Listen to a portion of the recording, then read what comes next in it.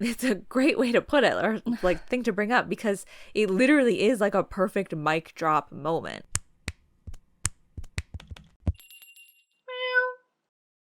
Howdy, Meowers. My name is Rue. Welcome back to the BlushCat podcast.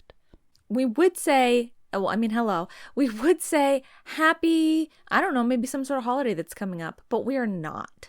We're not. Because do you want to know why? We're going to tell you why. Oh, they want to know. Last year, in a desperate effort to seize the capitalist opportunity that is Valentine's Day, as we said in our description for that episode, we played the association game and associated K-pop idols with different Valentine's Day gifts. Maybe you're one of the 5 people that heard that episode. That episode flopped. Big time. Which is why this year we refuse to fall into the capitalist trap that is Valentine's Day and are instead discussing K-pop songs that aren't about love. Exactly. You've put it perfectly. Thank you. It was my fault last time, okay? I was the one that said it. I was like, "No, capitalism, Valentine's Day. We've got to do something for that. Everyone does." No. Apparently, that's not how it works on YouTube. Yeah. So, we're definitely going to be just having, the greatest, most casual, free, random discussion today about songs that just really are not relating to that holiday in any way. Right. Now, I would like to make some disclaimers because just in case this episode takes a different turn and doesn't go the way last year's did, there might be some people, because we tend to get some people sometimes that don't understand how this podcast works. It's nothing too serious. This is for fun. We had fun last year. We don't care that the episode only had 5 views because guess what? Now we get to have this theme. Yeah. So it kind of worked out for us. And we would have talked about it anyways, even without you guys. So we had fun last year. We're going to have fun this year. Nothing too serious. And also, I'm big on interpret songs how you want. So if you can somehow dig up a message of love in these songs, you know what? Go for it. That's how I'm thinking. But generally, yes, these songs are about things not romantic, not love. And we tried to not really get ones that are directly about self-love either, because that's love and we're avoiding that. Right. Like, it wasn't just don't get romantic sounding songs. And we didn't want songs about like broken hearts or breakups either. Right. Nothing that has to do with the concept of love at all. But also, if you are really, if you're vibing with Valentine's Day this year and you're like, I'm all about it, just listen to last year's episode. Yeah. Well, and listen to this one too. But that one is where you can get all kinds of that vibe. Yeah. So whether you enjoy Valentine's Day or not, this year's episode and last year's episode are going to be for you. And if you are a loyal Meower, thank you so much for always listening and enjoying. And this is just for fun. We're going to get into it. And it's kind of like a free talk, kind of like a comeback episode in a way. We're just going to talk about K-pop. Yeah. And actually, just real quick, I just fail to ever consider the fact that it's not only people on the YouTube videos that listen and watch or whatever. So I suppose there might be more than 5 people from last year's one if we consider the other places that you might be watching and or listening. So thank you if you do watch and listen there, but our eyes, I guess, are kind of just always on the analytics for the YouTube. Yeah. So let's begin. What song should we begin with? I'm feeling DKZ Crazy Night. Wow, that's what was in my head. Okay, perfect. So this song, you've heard us mention it before. We've talked about DKZ. We have an entire episode talking about how iconic DKZ is. And we've talked about how good Crazy Night is. So if you're not familiar with that song, it's time to familiarize yourself with it. It's never too late. That's the important thing, you know? Yeah. It's never too late. And I was thinking to myself at one point when we were trying to compile some songs here for this episode today, is it too much? You know, are we talking about some of these songs too often? But really, for some of these, it's like you can't. It's not possible to talk about it too much.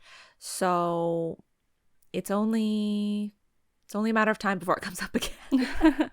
Yeah. So Crazy Night, actually, the Korean title is pretty interesting, and it comes from like a Korean proverb saying like people who have bad attitudes and behavior since childhood are going to grow up to do bad things. And so this song is about forgetting about what's good and what's bad and just doing what you want to, sort of having the mindset of a child. So it's a very interesting concept here. And I mean, does that sound like love to you? No, I don't think so. It's a very interesting concept, a very interesting dance, and a very interesting music video, and a very interesting stage, stage feature. Yeah. Like yeah. everything about everywhere you look, everywhere you turn, it's like, wow. Styling. Yeah. Oh, yeah. We can't forget about Crayon Head. Crayon Head. Like, come on. That's iconic. Crazy Night is, by definition, really iconic. And yeah, that really, the choreography for me is, it's so bold, but it's so necessary and perfect for the song. Because, you know, they're bending over, they're sticking their butts out, they're like getting on the ground, kicking their legs, doing all sorts of crazy things. And so it's perfect. Yeah. Like the first time I watched it, I was not prepared. But it's like you don't need to be prepared, you know? Like you don't choose DKZ. DKZ chooses you. Yeah. Crazy Night chooses you. Like if you think it's not for you, you haven't accepted it into your life, right? Yeah. Like it's those that get it type of thing. And if you don't get it, I am sorry that you're missing out on something so great. Maybe one day you will get it. And I love the vibe that they have, like that DKZ brings to the song. I feel like if I were watching another group do this same song, I might have felt a little differently about it. But the vibe they bring is the vibe it needs, you know? It's not like it's too like exaggerated or too cutesy or anything like that. It's like it's exactly. the right vibe, you know? Yeah. And DKZ's vocal tones really, really make the song what it is. They really complete the song. And so that's another reason why I think it would be difficult to imagine this song belonging to a different group, because the tones really do make the song. The tones are, I really feel like I need to come up with a new word, but they're iconic. They are.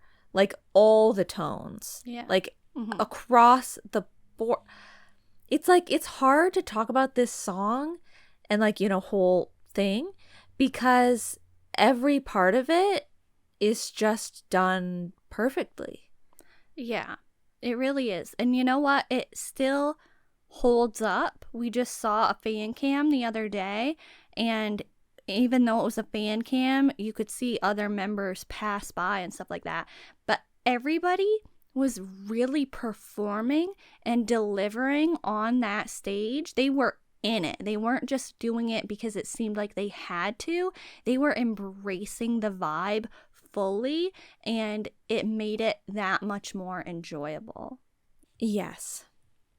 Okay, so we will talk about a different song now. Which one should we talk about? We should talk about the song that you're wondering, have we talked about it too much? Have we talked about it too Macarena. much? BLITZERS Macarena. We're going to talk about it again because guess what? Not really about love. Yeah, not about love. It's about spreading the message of BLITZERS. And the zombie apocalypse. it's about spreading the message, and it's about like, you know, that fire, right? Like that I feel like it's a similar vibe to Crazy Night in some ways. Yeah, I feel that. And there's a similar aspect of like so many of the aspects are great, but like the really similar thing is BLITZERS with the stage presence once again, like all being so present there in the same way with DKZ Crazy Night. Oh, yes. Yes, I agree. I agree completely. Both groups very strong in the stage presence department. So, Macarena, if you think that we haven't talked about it enough, it's one of those, like another one, from start to finish, it just never once falls flat. The whole time you're there with them, right from the intro to the very end, the raps, the vocals, the instrumentals, they're all really doing a lot for the song. The energy in the song itself, we always talk about energy and BLITZERS, or at least I always do. And like we're talking about their stage presence, right? But the song itself, and then also adding on the members singing and rapping, it just elevates it. Like it's so fun. It's such a good listen. It really is. So good. I feel like this might be the song that is the most like, when it's finished, I am disappointed that it's finished and I immediately want to start playing it again out of any song I've ever heard before. Wow. Like, wow. Literally it could be on loop. Like I did the ITZY 24 hours challenge, okay? But that's like nothing compared. Like you could do 48, 72, I don't know. Coming soon. Stay tuned. Subscribe to see Devin's Macarena challenge. Well, maybe that's kind of a joke, but maybe. Now I'm considering it. Now I'm like, wait, actually, I feel like BLITZERS, you know, maybe they'd catch wind of that. Maybe they'd be like, wow, that's crazy. It's really, it's, oh my God, it's so good. It's so good. And like their persona, is that really the word I want to use? Yeah. Like, you know, because I don't just want to say energy. I want to say like them as like their people. Style. Yeah, their style that they bring to it is just so good. It's so good. Cool. Mm-hmm. It's so like it's easy going, but it's like not relaxed casual. It's still hard hitting. Like Jinhwa's part where he says BLITZERS flow, like, you know, that part's so good. I really like that part. The whole song is like it's easy to sing along to. It has that sort of anthem vibe about it. It's like everybody all around the world, Macarena. And it happened for us. Like yes, BLITZERS Macarena. And I think if you're a regular Meower, you do know that by now, but we're just bringing it up again because we can. And like I wasn't even thinking about that Macarena. Like, I know we're calling it Macarena because that's what it's called, but like until you just said those words out loud again, and how that's like, you know, it's built off of a song that already exists. Yeah. But it's its own. It's its own in every way. It's just so iconic. Like, even though its roots come from somewhere else, it's so unique. It's so fresh. It's great. It's great. I agree. However, we can't spend the entire episode talking about that. So why don't we talk about some ITZY songs, because you just mentioned ITZY. So I would like to bring to the table Icy and Wannabe, because both songs are more about self-confidence and just wanting to be themselves and do what they want. Yeah. And ITZY Icy, like, I almost was not even going to give that song the time of day, right? Like, I was almost going to say, ITZY, not for me, sorry. But honestly, they're great. So you go back to those early listens and you listen again and you say, you know what? I was missing out. Yeah. Like, it's just a fun time with Yeah. ITZY. And I remember I gave ITZY a chance because, yeah, I'm in the same boat. I was not, like, here for the debut of ITZY, and, like, when they released Dalla Dalla, I was kind of like, I don't think this is going to be a sound that I like. And then ITZY is very similar. And I was like, well, yeah, it just doesn't seem like it's for me. But I gave it a chance because there was a 17 content and Seungkwan, he just kept singing it. And I was like, you know what? Maybe this is good. And then I listened to it more and then I ended up hearing it more. And I was like, okay. And I still don't think I was like, I'm not, back then, I still don't think I was like, thinking it was as much of a bop as I do now, but I at least was giving it more of a chance. But now looking back, I'm like, yeah, there's really nothing, like, it's a fun time, like, there's really nothing like that bad about it. So I'm sorry ITZY. Icy is good. Icy's good and Wannabe's good.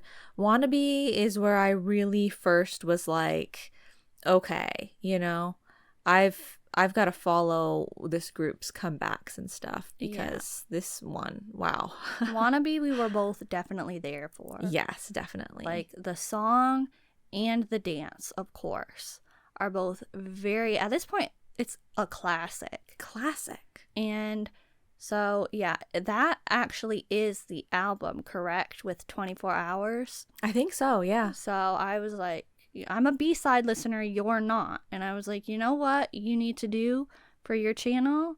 You need to listen to this song for 24 hours. And you did. Yeah, and it's crazy because I literally knew so little. Like, I had such little exposure to ITZY music at the time that by the end of the episode, I was saying that ITZY 24 Hours. I was like, oh, this is maybe my favorite ITZY song. Because, like, that's how little I had listened to ITZY at the time when I did that, which is crazy. Yeah.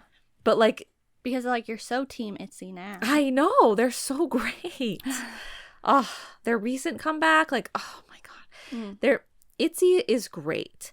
And I think we're following a trend here so far with ITZY, BLITZERS, and DKZ of not just these songs being good and not just these groups' music in general being good, but the group members, like the group vibe, the group, you know, sort of synergy, and like if you just want to like follow along with the group is so good for all three of these so far. Yeah. Like ITZY, I don't even ever really watch their content, but I just feel like they're just like good and nice and fun. Like, you know, it's not, I get a good vibe from them. And I think that that helps me with like a song like Icy. I could have seen a different group do that song and probably been like, no thanks, if they didn't have as good of a vibe. But because ITZY's vibe is so good, the song is good. Yeah, I think actually one of my problems with Icy that I had, even more so than the song, was the video. Right, yeah. Because I didn't like the aesthetics of the video. And so that made me not want to listen to the song as much. But the styling for Icy is actually pretty good because they have a lot of different colors and that sparkle. They pull out, and there's a lot of sparkle. Yeah, like that's the thing is with ITZY Icy music video, I could very easily not like that vibe. Like, it'd be so easy for me to just be like, if I didn't like the group, if I didn't like the people, I would be like, no, I don't like this. But because of the people, I like it, and the styling brought me in a lot with ITZY because I was like, I love to see the colors. I loved to see the sparkle and those sorts of elements always being brought in. I don't know if it's Icy or Dalla Dalla. Yeji's boots, though, those are a little much for me. The boots that are like the clear. Yeah. Those ones, they're a little crazy. But yeah, no. Oh, let's bring back some styling that's like that with like people in like color, and then like sparkly, shiny, things like that. Okay, sure. I know you really do want that. I keep bringing it up, but it's really serious. All right. Well, do you have anything else that you want to say about those two songs? Music video for Wannabe, pretty iconic. We didn't really touch on that. Yeah. Love the vibes. Love the styling. Like some of the pieces are really cool. I love a good haircut moment. Yeah, like that's pretty iconic. Yeah, I mean Leah. I mean, I didn't want to be that girl that like just always was bringing up Leah, but I was thinking it. Yeah. I guess then we've covered everything. Okay. We've mentioned the important things. No, everybody's important. I don't want people to be like, oh my God, they mentioned Leah and then they said they mentioned everything important. I was joking. Let's just move right along to talk about another song from a girl group. And that girl group is Meki. And the song that I want to bring to the table today for a song that's not about love is Cool.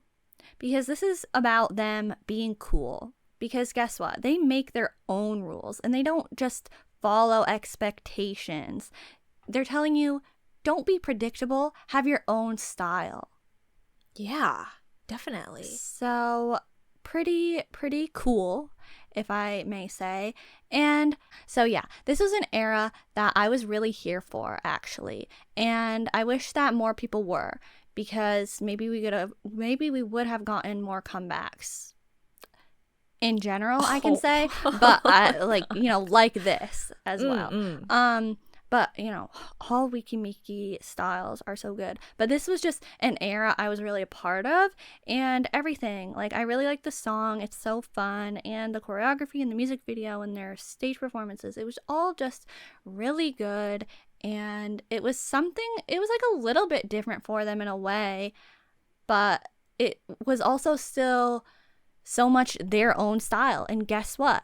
Didn't I just say that's the message of the song? So, yeah, it's tying together, it's fitting, it's working. They made it their own. Yeah, and like I don't know the group that well, but to me, it definitely seems like it's a different sort of vibe for them, but they pulled it off, like, and they have like some feature members that like, really like bring that extra essence of cool that I feel like were used or utilized really well. When I see it, I think it's good. Yeah. Lua, her green hair, her short cut with the green, I actually think that was really iconic. Like, green hair can be a very bold choice, but I think she was totally pulling that look off. Lucy, I got to shout out Lucy and her rap parts in this song. So good. The attitude is there. And of course, Yoojung is like really delivering the right energy here. But it was just overall a good time. And yeah, it wasn't like they tried something a little bit different and it was kind of like, okay, well, I don't need to see that from them again. I would have been fine if they wanted to keep like having that style. Yeah, I feel like they totally pulled it off and they totally could have done like a back and forth between that sort of vibe and then the other sort of vibe that they're more regularly doing. Yeah. So let's just talk about something else maybe that you're more familiar with. And we can talk about, how about NINE.i Youngboy? Ooh, this is a good one. And it's like crazy because I didn't even realize, like NINE.i Youngboy, like I don't know at what point all of a sudden I was here for this. But like at one point I was just like, oh my God, that song, like put it back on, like play it again. Like it's got such a, I feel like a lot of the songs that we've picked for today have such cool vibes. Like, and it's not even like this is super cool, right? Like it's not like Weki Meki cool. Yeah. But I don't know, something about it is cool. And I always like the song and the vocal tones and that sort of thing. And then the music video, after watching the music video behind, like, I really just was like, wow, look at all of these scenes to appreciate. Look at all these details to appreciate that I didn't even notice before. And I appreciate that. I appreciate that you got there. And yeah, I don't know what happened either, but you got on board, and that's what counts. So, Youngboy is about, really, it's dreaming like a young boy. Dream like a child. Go on your own path and don't let anything get in your way. And this message is really conveyed very well in every way. Every element that they brought, I'm getting that vibe. The music video is very youthful. The vocal tones, like you mentioned, are so unique with NINE.i, and they really make their songs stand out to me, and they really just give them this, like, it's like a cozy, comforting sort of song with, like, you know, like Youngboy specifically, but their vocal tones are really adding to that, I think. But it's also, like you said, so cool, and there's such a sound, like, about the whole thing, and just everything about this is really good. And I'm realizing, like, you know, because there are so many songs about love or some aspect, right? Like lost love, broken heart, self-love, loving your friends, like all of these sorts of things. But as we've taken a moment to gather songs that are not in that category, we're getting a lot of songs that are very, like, inspirational. Yeah. Without even being, like, you know, in your face, like, inspiration. They're, like, about being yourself, dreaming, you know, not letting things stop you or your vibe, your flow, right? Like, very, like, I didn't realize that there would be this through line. Yeah, and I think that's something admirable, something that I enjoy about K-pop. I'm not saying that there aren't songs outside of K-pop that, you know, don't have that message, or how... Yeah, am I saying a double negative here? Kind of. But, like, K-pop songs, you can find songs that aren't about love. Yeah. And you can find songs with inspirational messages like that. And I appreciate that. And they still sound like pop music, you know? Yeah. It's like, I think that there are some other genres of music that you might find that sort of topic more often, but the sound might be not as, like, upbeat and things like that. But you still get, like, it's a great listen, and you're like, wow, but also the message. Yeah. And so I also think that's, like, a great way for the message to get out, like, to other, like, younger listeners, or, like, you know, somebody who wouldn't branch out to a different genre of music. They're still getting a message that's like that, but it's still the K-pop that they know and love. True. So, yeah. Yeah, and so Youngboy, we love it, and I mean, we don't. Is it weird for us to say we love it when we're trying to avoid everything about that for the capitalists, the capitalist angle here? We really enjoy that song. Really enjoy it. It's so good, and so I really recommend Youngboy. Honestly, I love the tempo. You know, the, like, run with me aspect. I love the color of it. Yeah. Like, it's so blue and purple, and I feel that. Like, it's just, I really like the vibe and the atmosphere. Like, it's very, I feel like it's is unique the best word to come up with? Like, it's its own thing, you know? It's distinct. It's maybe, distinct, is a good and way to put it. it like has rock influence, and it's a bit indie, but it's still K-pop, and it is like, yeah, it's unique. It's NINE.i. It's unique. It's so NINE.i. distinctly NINE.i. Yes, and it just has a really nice balance. Like, it's just, yeah. And this was literally their first comeback. Oh my god! So imagine having a song wow. as good as Youngboy for your first comeback. That's crazy. Yeah. I didn't know that. Okay, well, we need to talk about something else. What song will that be? Why don't we talk about a throwback, but a throwback classic? BTS Mic Drop. Wow. Okay. Wow. It's crazy how long ago this was. Yeah. BTS Mic Drop. This is, dare I say, this is one of the first songs from K-pop that was really getting me to be like, okay, sure, I like this music. Very, like, there is a very like hip hop rap influence to it, which is surprising that I was drawn to it, but the energy was just so good. Yeah, definitely. So Mic Drop, they're saying, the haters, they can hate, but they are still going to be successful. And the whole song, they are just making sure you know that. And they're doing it in such a cool way, though, that Mic Drop really, I think Mic Drop is one of the songs that defines BTS the most, I'd say. Is that a bold statement? It's bold because it's definitely far into their career. Yeah, but I feel like it really is so classic, and they have a couple different styles that they do, and they have like, icon, like Spring Day is completely different, but Right. that one defines BTS, but for that sort of style that they do.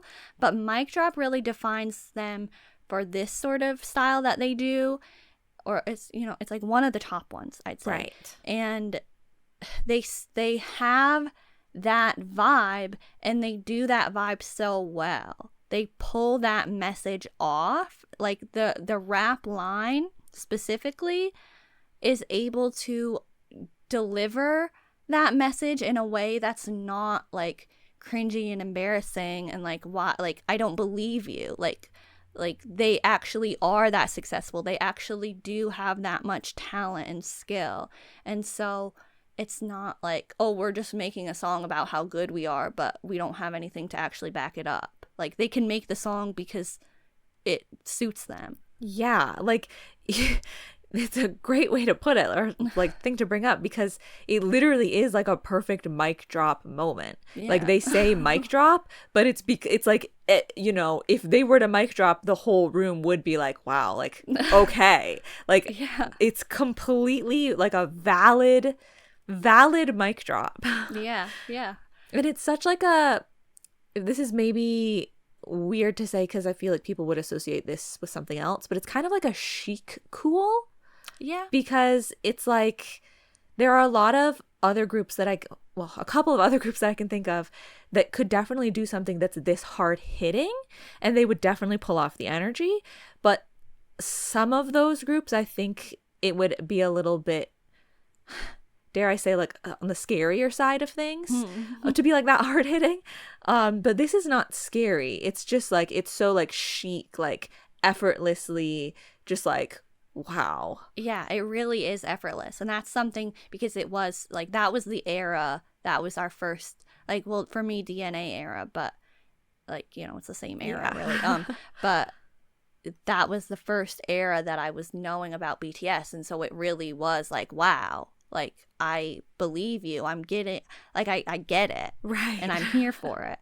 And I also want to just mention the choreography before I forget, because the choreography, it has such a distinct style of its own, and it's perfect for the song.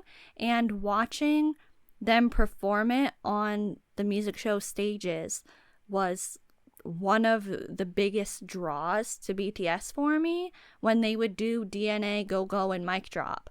I was watching like every performance, and the Mic Drop one specifically, I was really getting how like I was really able to see that BTS has great stage presence because they were so confident and they were so like their message was so effectively delivered. Yeah, it's captivating, and it was also enjoyable. Like I was like bopping along, like, you know, it's a good song, the beat is good, like it's just good.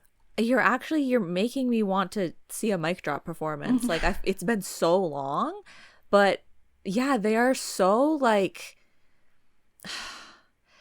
it's a little bit different than some of these other groups that we've been talking about with the stage presence where they're really delivering the energy, because those ones are kind of like pulling you in with the energy and the vibe, whereas this is like captivating you in a way that's more like it's like you can't not look because it's so,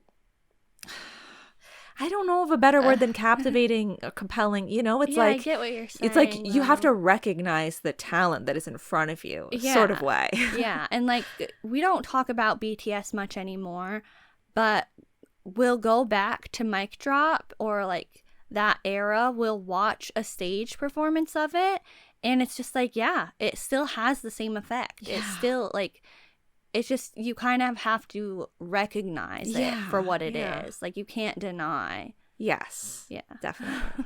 Oh, wow. Those are some good times. Yeah. Yeah. So, to get on to our last two songs of the episode, we're going to talk about ATEEZ, Ice on My Teeth, and ATEEZ Work. I don't want to be the one to once again be making like a BTS ATEEZ connection in case that bothers anyone, but I always am talking about both of them having great stage presence and stuff like that. I know I mentioned that a lot, but I feel like it's a good connection to make because of what you just said. I feel like ATEEZ is a group that can pull off that same sort of vibe as in Mic Drop. Yeah, especially with Ice on My Teeth, like they just came back with the styling that they went with and everything. It definitely has a effortlessly cool sort of vibe. Yeah. So I don't know if we maybe talked, did we talk about Ice? Yeah, we did talk about Ice on My Teeth, but I don't think we ever talked about, no, we do Work in the roundup? I don't remember. Well, I'm not sure if we talked about both of these songs or not, but they are definitely both very iconic to both of us, I think. Like, right? You're on board with that now, right? So Ice on My Teeth is about being rich and successful, and Work is like they're just too busy making money and living luxuriously. So both they're similar songs, and they are just like, we are just legends, basically, is the message of these songs.